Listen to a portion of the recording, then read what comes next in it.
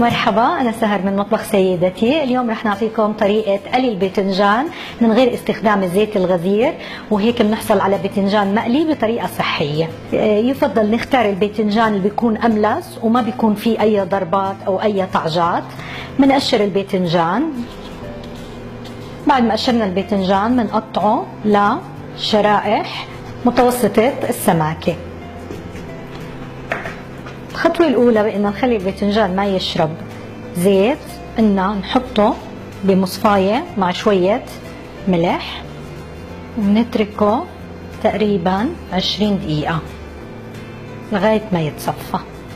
بعد 20 دقيقة الباذنجان بيكون انتقع ونزلت منه السوائل بالشكل هاد. بنحطه على ورق مطبخ لننشفه، نضغط عليه ضغطة خفيفة